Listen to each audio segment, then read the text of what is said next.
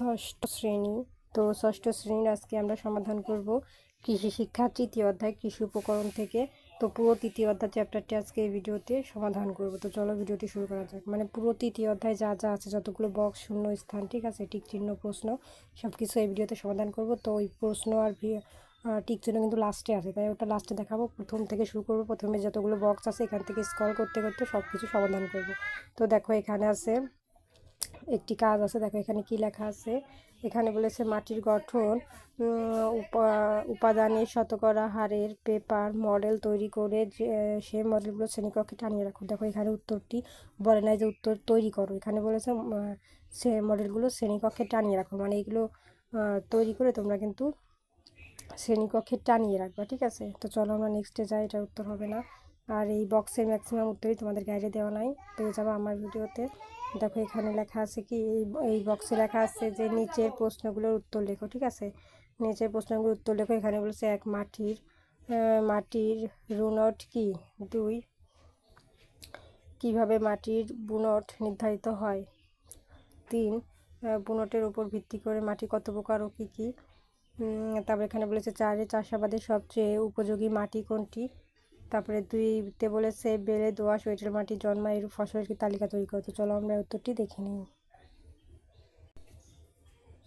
এই দেখো এখানে প্রশ্নটি দেওয়া আছে, মাটির বুনট কি। উত্তর, মাটির বুনট হলো মাটির কণার আকার এবং তাদের আপেক্ষিক অনুপাতের ভিত্তিতে মাটির শ্রেণীবিন্যাস। এটি মাটির জল নির্ধারণ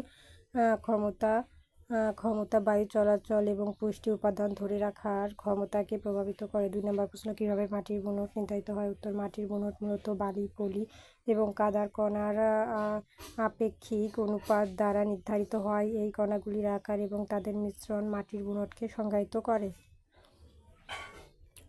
3 নম্বর প্রশ্ন, দেখো 3 নম্বর প্রশ্নে বলা আছে বুনটের উপর ভিত্তি করে মাটি কত প্রকার ও কী কী। উত্তর, বুনটের উপর ভিত্তি করে মাটি প্রধানত 3 প্রকার হয়, বেলে মাটি, দোআঁশ মাটি এবং এঁটেল মাটি। তো চলো এখন 4 নম্বর প্রশ্নের সমাধান দেখি। 4 নম্বর প্রশ্ন, চাষাবাদের সবচেয়ে উপযোগী মাটি কোনটি। উত্তর, চাষাবাদের জন্য সবচেয়ে উপযোগী মাটি হলো দোআঁশ মাটি, কারণ এতে বালি, পলি এবং কাদার কণাগুলির সুষম মিশ্রণ থাকে যা জল ধারণ, বায়ু চলাচল এবং পুষ্টি উপাদান সরবরাহ করে। কাজ 2, বেলে দোআঁশ ও এঁটেল মাটিতে জন্মায় এরূপ ফসলের তালিকা তৈরি করে। উত্তর, এই যে দেখো এই পর্যন্ত। এখানে আছে বেলে মাটি, তরমুজ, শসা, চীনাবাদাম, আলু, পেঁয়াজ, গাজর। দোআঁশ মাটি, ধান, গম, ভুট্টা, ডাল, শাকসবজি, বেগুন, টমেটো, বাঁধাকপি, ফল, আম, কলা। এঁটেল মাটি, ধান, পাট, আখ, কিছু সবজি যেমন কচু, পানি ফল। এই হচ্ছে উত্তর। তো আমাদের কিন্তু এটি কমপ্লিট, ঠিক আছে। এই 1 আর 2 কাজ কমপ্লিট। এখন আমরা নেক্সটে যাবো। দেখো নেক্সটে আরও একটি কাজ আছে। দেখো এখানে কি বলেছে বেলে দোআঁশ ও এঁটেল মাটির গুণাগুণ লিখে উপস্থাপন করো। তো এই মাটিগুলোর গুণাগুণ লিখে উপস্থাপন করো, এগুলো কিন্তু পরীক্ষায় তোমাদের প্রশ্ন আকারে আসে, ঠিক আছে। তো চলো আমরা উত্তরটি দেখে নিই। উত্তর, বেলে মাটি। বেলে দোআঁশ এঁটেল মাটি গুণাগুণ। এঁটেল মাটি, বেলে মাটি গুণাগুণ, এই মাটি দানাদার এবং এর কণাগুলির মধ্যে ফাঁকা স্থান বেশি থাকে, ফলে জল ধারণ ক্ষমতা কম এবং জল দ্রুত নিষ্কাশিত হয়। এটি হালকা ও সহজে চাষযোগ্য, তবে এতে জৈব পদার্থ ও পুষ্টি উপাদান কম থাকে। দোআঁশ মাটি। দোআঁশ মাটিতে কী হবে। দোআঁশ মাটি গুণাগুণ, বেলে, এঁটেল ও পলি কণার মিশ্রণে গঠিত হওয়া এই মাটি জল ধারণ ক্ষমতা ও বায়ু চলাচল ক্ষমতা উভয় ভালো। এটি চাষাবাদের জন্য সবচেয়ে উপযোগী এবং এতে পর্যাপ্ত পরিমাণে জৈব পদার্থ ও পুষ্টি উপাদান থাকে। এঁটেল মাটি গুণাগুণ, এই মাটির কণাগুলি অত্যন্ত সূক্ষ্ম এবং কণাগুলির মধ্যে ফাঁকা স্থান কম থাকে, ফলে জল ধারণ ক্ষমতা খুব বেশি কিন্তু বায়ু চলাচল ক্ষমতা কম। এটি ভিজে গেলে আঠালো হয় এবং শুকিয়ে গেলে শক্ত হয়ে ফেটে পড়ে, এতে পুষ্টি উপাদান বেশি থাকে। তো এই ছিল উত্তর। তো দেখো আমাদের কিন্তু এই বক্সটিও কমপ্লিট হয়ে গেছে। এখন আমরা নেক্সটে যাব, দেখবো নেক্সটে আর কী বক্স আছে আমাদের জন্য। মানে পুরো তৃতীয় অধ্যায় কিন্তু আজকে এই ভিডিওতে সমাধান করব। তো দেখা যাক এখানে আমাদের জন্য কী বক্স আছে। দেখো এখানে আরও একটি বক্স আছে। এখানে লেখা আছে মাছ চাষে পানি ও গুণাগুণের একটি দলগতভাবে আলোচনা করে উপস্থাপন করো, ঠিক আছে। মানে মাছ চাষের জন্য পানির গুণাগুণের প্রভাব, হ্যাঁ, এটা আলোচনা করে উপস্থাপন করতে হবে। তো চলো আমরা এর উত্তরটি দেখে নিই। এই হচ্ছে উত্তর। দেখো এই যে মাছ চাষে পানির গুণাগুণের প্রভাব। উত্তর, মাছ চাষের জন্য পানির গুণাগুণ অত্যন্ত গুরুত্বপূর্ণ। পানি সঠিক মাত্রা, তাপমাত্রা, অক্সিজেনের মাত্রা, পিএইচ এবং অ্যামোনিয়া, নাইট্রাইটেট এর মতো ক্ষতিকারক পদার্থের পরিমাণ মাছের বৃদ্ধি, স্বাস্থ্য এবং বেঁচে থাকার জন্য অপরিহার্য। তাপমাত্রা, প্রতিটি মাছের প্রজাতির জন্য একটি নির্দিষ্ট তাপমাত্রা পরিসীমা থাকে। সঠিক তাপমাত্রায় মাছের বৃদ্ধি দ্রুত হয় এবং রোগ প্রতিরোধ ক্ষমতা ভালো থাকে। তারপর আছে অক্সিজেন। পানিতে পর্যাপ্ত দ্রবীভূত অক্সিজেন মাছের শ্বাস প্রশ্বাসের জন্য জরুরি। অক্সিজেনের অভাব হলে মাছের মৃত্যু হতে পারে। পিএইচ, পানির পিএইচ মাত্রা মাছের জন্য সহনশীল সীমার মধ্যে থাকা উচিত। অতিরিক্ত অম্লীয় বা ক্ষারীয় পানি মাছের স্বাস্থ্যের ক্ষতি করে।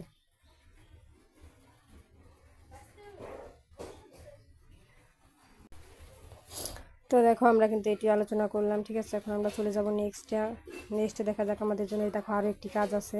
এখানে দেখো বলা আছে দুলের গাভীকে অপর্যাপ্ত খাবার পানি খাওয়ালে কি হবে সে সম্পর্কে খাতায় লিখো। তো চলো আমরা উত্তরটি দেখে নিই। মানে এই দুলের গাভীকে অপর্যাপ্ত খাবার দিলে তার কি হবে এই সম্পর্কে আমরা উত্তরটি লিখবো। তো চলো দেখা যাক। এই হচ্ছে প্রশ্নটি আর এই হচ্ছে উত্তর। দুলের গাভীকে অপর্যাপ্ত খাবার পানি খাওয়ালে তার দুধ উৎপাদন মারাত্মকভাবে কমে যেতে পারে। পানির অভাবে গাভীর শরীরে প্রয়োজনীয় তরল কমে যায়, যা দুধ উৎপাদনের জন্য অপরিহার্য। এর ফলে গাভী দুর্বল হয়ে পড়ে, তার হজম প্রক্রিয়া ব্যাহত হয় এবং সামগ্রিকভাবে তার স্বাস্থ্য খারাপ হতে পারে। পর্যাপ্ত পানি না পেলে গাভীর মোটা বলিজম কমে যায়, যা দুধের গুণগত মান এবং পরিমাণ উভয়কেই প্রভাবিত করে। দীর্ঘমেয়াদী পানি শূন্যতা গাভীর গুরুতর স্বাস্থ্য সমস্যার সৃষ্টি করতে পারে এবং তার জীবনও ঝুঁকিতে ফেলতে পারে। তো এইটাই ছিল উত্তর। তো তোমরা এটা খাতায় লিখবা। তো চলো এখন আমরা নেক্সটে চলে যাব। দেখো নেক্সটে আরও একটি কাজ আছে আমাদের জন্য। এখানে বলেছে শ্রেণীকক্ষে বাংলাদেশে জন্মে এমন কিছু উদ্ভিদের বীজ দেখে এগুলা কোন কোন উদ্ভিদের বীজ তা শনাক্ত করো। তো চলো আমরা উত্তরটি দেখে নিই। উত্তর, এই কাজটি শিক্ষার্থীদের জন্য একটি ব্যবহারিক কাজ। এর উত্তর নির্ভর করে শ্রেণীকক্ষে উপস্থিত বীজের ওপর। তো এই দেখো উত্তর, মানে এই হচ্ছে প্রশ্নটি এখানে ছিল, ঠিক আছে। আর উত্তর দেখো যে এখান থেকে এই যে উত্তর। শিক্ষার্থীরা শ্রেণীকক্ষে যে বীজগুলো দেখবে সেগুলো আকার, আকৃতি, রং এবং অন্যান্য বৈশিষ্ট্য পর্যবেক্ষণ করে শনাক্ত করতে হবে যে সেগুলো কোন উদ্ভিদের বীজ। যেমন ধান সরু লম্বাটে হালকা হলুদ বা সাদাটে রঙের, গম ছোট হালকা গোলাকার বা ডিম্বাকার বাদামি রঙের।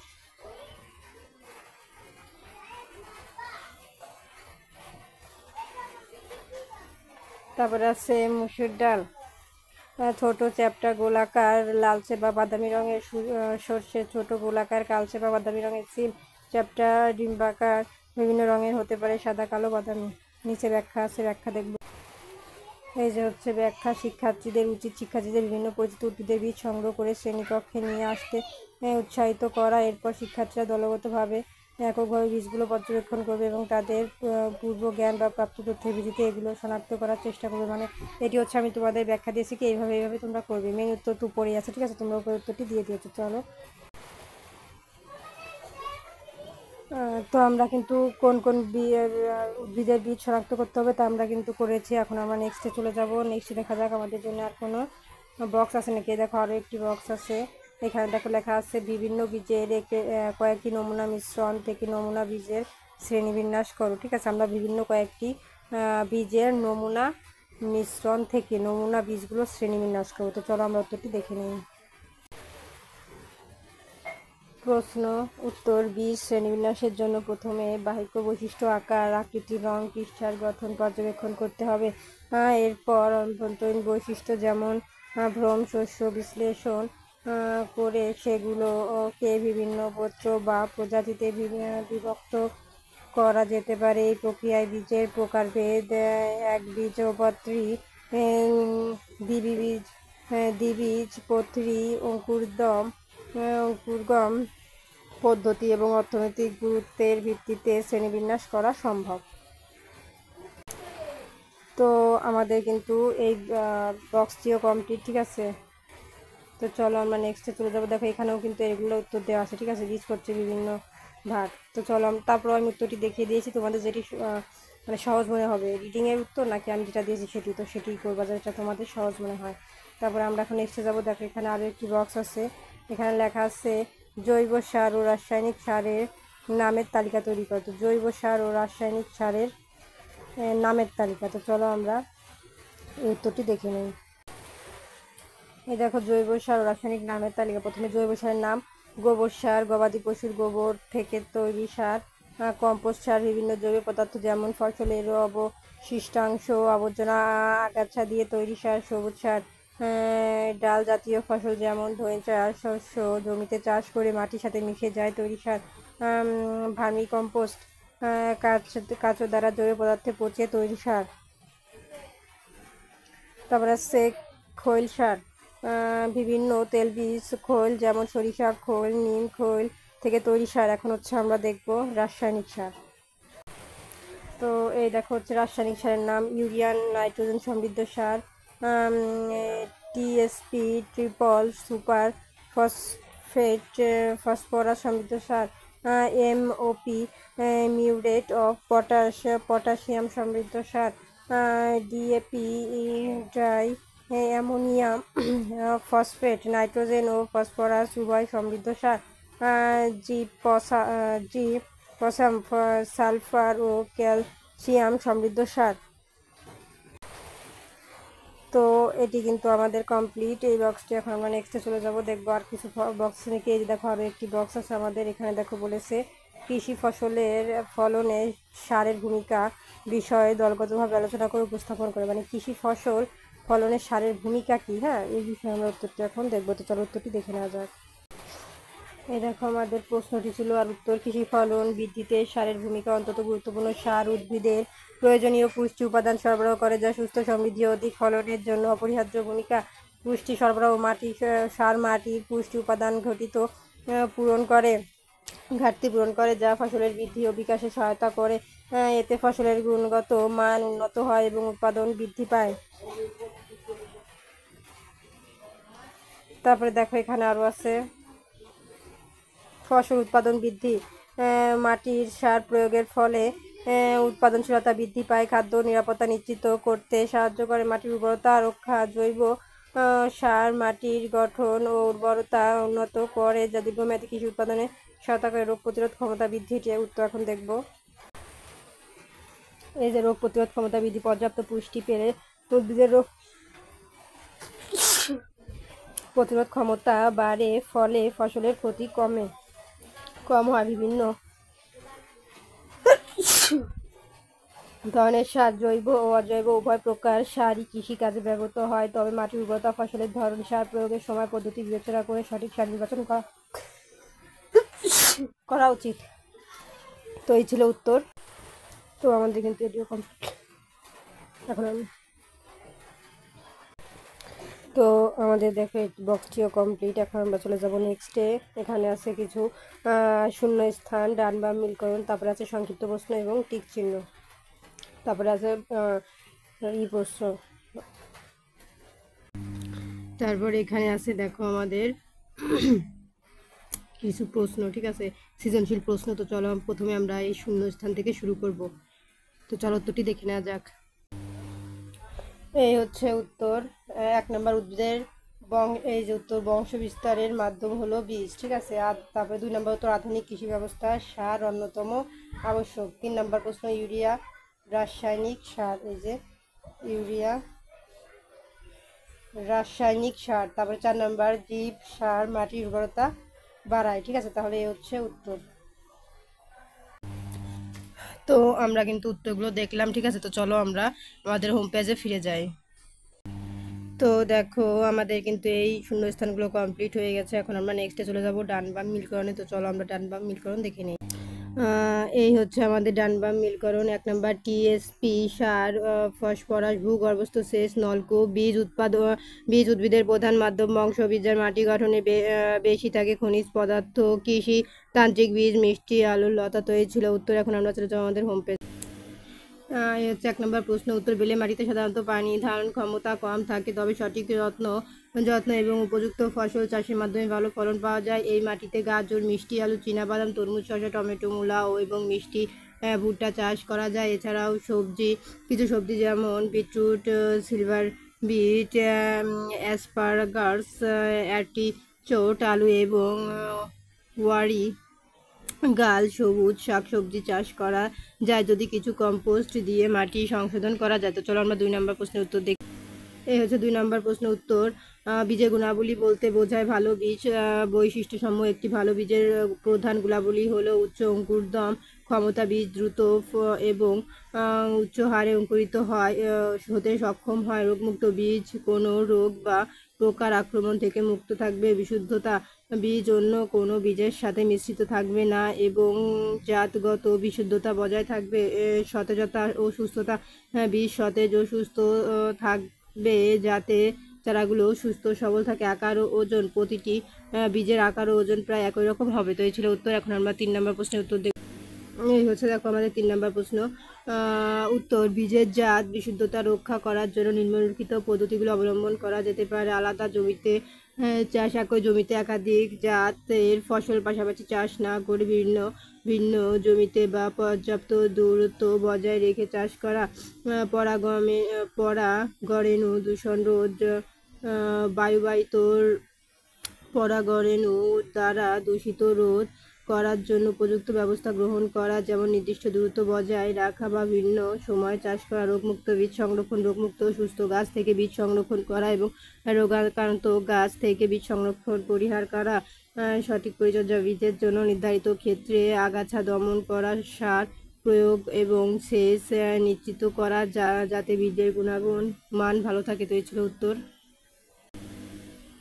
তো আমাদের কিন্তু সংক্ষিপ্ত প্রশ্ন কমপ্লিট, ঠিক আছে। এখন আমরা চলে যাব বর্ণনামূলক প্রশ্নে। এই যে মাটির গঠন, উপাদানগুলো বর্ণনা করো। বীজের বৈশিষ্ট্য, এই যে বীজের বৈশিষ্ট্য ও প্রকারভেদ বর্ণনা করো। 3 নম্বর উদাহরণস্বরূপ সারের শ্রেণী বিভাগ বর্ণনা করো। তো চলো আমরা উত্তরগুলো দেখি।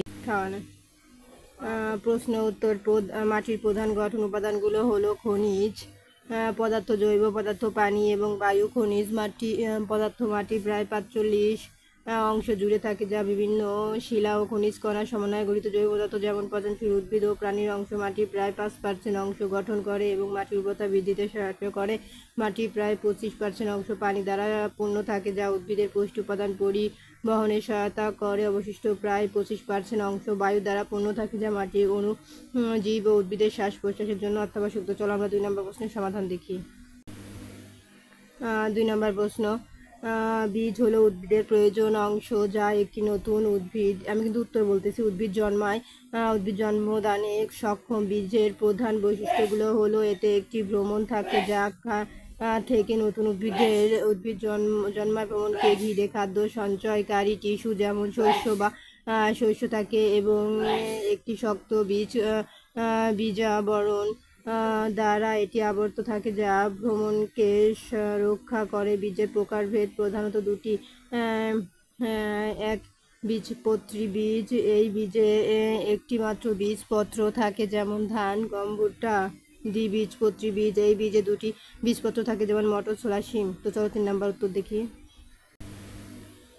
3 নম্বর প্রশ্ন উদাহরণসহ সারের শ্রেণী বিভাগ বর্ণনা করুন। উত্তর সার হলো এমন পদার্থ যা উদ্ভিদের বৃদ্ধি ও ফলন বাড়াতে মাটিতে প্রয়োগ করা হয়। সারকে প্রধানত 2টি ভাগে ভাগ করা যায়। জৈব সার, প্রাকৃতিক উৎস থেকে প্রাপ্ত সার যা পচনশীল উদ্ভিদ ও প্রাণীর দেহাবশেষ থেকে তৈরি হয়। এটি মাটির উর্বরতা ও গঠন উন্নত করে। উদাহরণ: গোবর সার, কম্পোস্ট সার, সবুজ সার।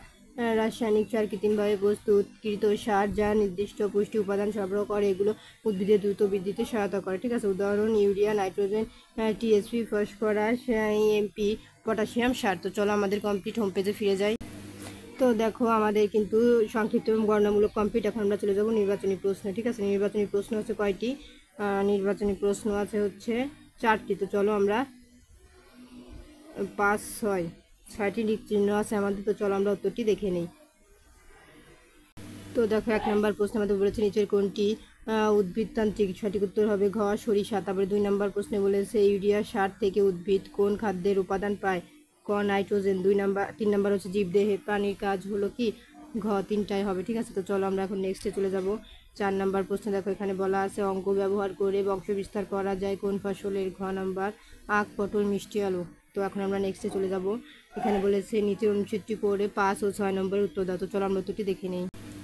তো দেখো আমাদের 5 নম্বরে বলেছে মির্জা বেগম 2টি গাভীকে কত লিটার পানি দিতে পারেন? ক 20 থেকে 40 লিটার। 2 নম্বর প্রশ্ন মির্জা বেগমের গাভী দুটি মসৃণ চামড়া থাকার কারণ কোনটি? ক পরিমাণ মতো পানি পান করানো। তো এই দুটি হচ্ছে উত্তর। তো চলো আমরা এখন সৃজনশীল প্রশ্ন আছে 1 নম্বর এবং এখানে সৃজনশীল প্রশ্ন আছে আরেকটি, মোট 2টি সৃজনশীল প্রশ্ন আছে। তো চলো আমরা একটি সৃজনশীল প্রশ্ন প্রথমে কমপ্লিট করব। এখানে ক নম্বরে বলেছে জৈব পদার্থ কাকে বলে? জমিতে ফসল উৎপাদন বুনটের উপর নির্ভরশীল, ব্যাখ্যা করো। মসজিদ কিভাবে তার বাড়ির আবর্জনা সদ্ব্যবহার করে? পদ্ধতি ব্যাখ্যা করো। মসজিদের সিদ্ধান্তটি তার কৃষি কর্মকাণ্ডকে কিভাবে প্রভাবিত করে? বিশ্লেষণ করো।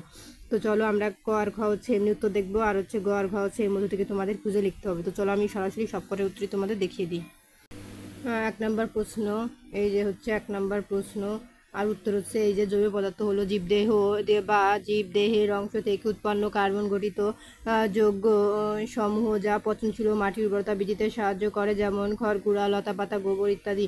এখন খ নাম্বার উত্তর দেখব। এই দেখো খ নাম্বার উত্তরে বলা আছে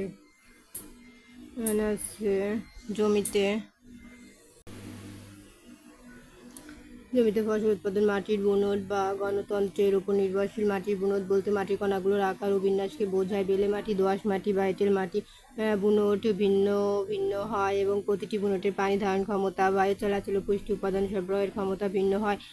সঠিক বুনটের মাটি ফসলের মূলের বৃদ্ধি, পানি ও পুষ্টি উপাদান গ্রহণ এবং বায়ু চলাচলের জন্য অপরিহার্য, যা সরাসরি ফসলের উৎপাদনকে প্রভাবিত করে। তো গ নাম্বার উত্তর দেখি। তো গ নাম্বার উত্তর দেখো, এটা ভিডিওটি অনেক বড় হয়ে যাচ্ছে, তাই গ নাম্বার আমি উত্তরটি, এই হচ্ছে প্রশ্ন আর উত্তর হচ্ছে এখান থেকে শুরু। তো তোমরা স্ক্রিনশট দিয়ে নাও, নিচে আরও আছে আমি দেখাচ্ছি। তো তোমরা দ্রুত স্ক্রিনশট দিয়ে নাও, দাঁড়াও আমি তোমাদের দেখাচ্ছি। এখান থেকে এই পর্যন্ত দেখা গেছে তাই না? 4, তাহলে আমরা 4-এর থেকে দেখাই। এই যে 4-এর থেকে এই পর্যন্ত, এই হচ্ছে উত্তর শেষ। ঠিক আছে, এই হচ্ছে 4 উত্তর। তোমরা এটি স্ক্রিনশট দিয়ে নাও, আমি আর পড়লাম না কারণ ভিডিওটি অনেক লং হয়ে যাচ্ছে। এখন আমি ঘ নাম্বারের উত্তর দেখাবো। এই হচ্ছে ঘ নাম্বারের সমাধান। তো তোমরা দ্রুত স্ক্রিনশট দিয়ে নাও। এই হচ্ছে প্রশ্ন, ঠিক আছে দেখাচ্ছি। এই হচ্ছে প্রশ্ন আর উত্তর হচ্ছে এখান থেকে শুরু। তো নিচে আরও একটি আছে, আরও একটি আমি তোমাদের দেখাই। তো তোমরা স্ক্রিনশট দিয়ে নাও। এই যে দীর্ঘমেয়াদী থাকতে পারে, এই যে এই 5 পর্যন্ত, এই পর্যন্তই কিন্তু তোমাদের উত্তর। ঠিক আছে, তো তোমরা স্ক্রিনশট দিয়ে নাও। এখন আমরা চলে যাব 2 নাম্বার সৃজনশীল প্রশ্নে।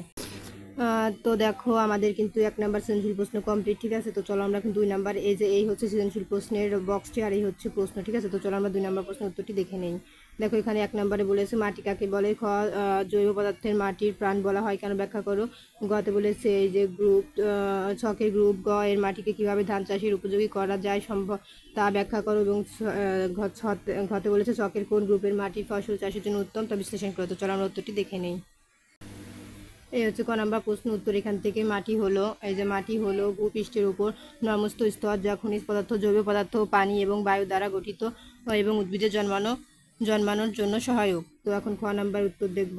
দেখো খ নাম্বারের প্রশ্নে বলা আছে কি, এই যে খ নাম্বার প্রশ্নে বলা আছে প্রশ্ন এবং উত্তর হচ্ছে এখান থেকে জৈব পদার্থকে মাটির প্রাণ বলা হয় কারণ এটি মাটির উর্বরতা বৃদ্ধি করে, মাটির গঠন উন্নত করে, পানি ধারণ ক্ষমতা বাড়ায় এবং অণুজীবের কার্যকলাপের জন্য খাদ্য ও বাসস্থান সরবরাহ করে।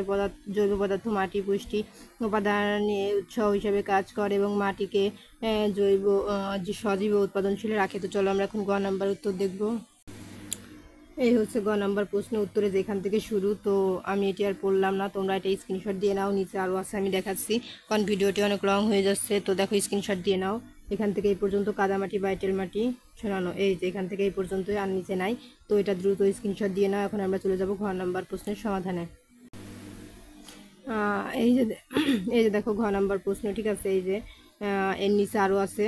তো তোমরা এটি স্ক্রিনশট দাও। তারপরে যে পুষ্টি উপাদান ধারণ ক্ষমতা এর নিচ থেকে আবার দেখাচ্ছি, সেটাও স্ক্রিনশট দিয়ে নিবে কারণ পড়তে গেলে 30 মিনিটের উপরে হয়ে যাবে, যার কারণে আর পড়লাম না। এই যে দেখো এরপরে আর নেই। ঠিক আছে, এতটুকুই উত্তর ঘ নাম্বারে। তো তোমরা চাইলে এর মতো দেখে শর্টকাট করেও দিতে পারো। তো আজকের মতো এই পর্যন্তই। চলো আমরা আমাদের হোম পেজে ফিরে যাই। তো দেখো আমরা আমাদের এই সমস্ত প্রশ্নের উত্তর কিন্তু কমপ্লিট করেছি। তো পরবর্তীতে কতগুলো অধ্যায় আছে আমরা দেখি। পরবর্তীতে অধ্যায় আছে চতুর্থ অধ্যায়। তো চতুর্থ অধ্যায় ভিডিও দেখার জন্য অবশ্যই সাবস্ক্রাইব মাই চ্যানেল।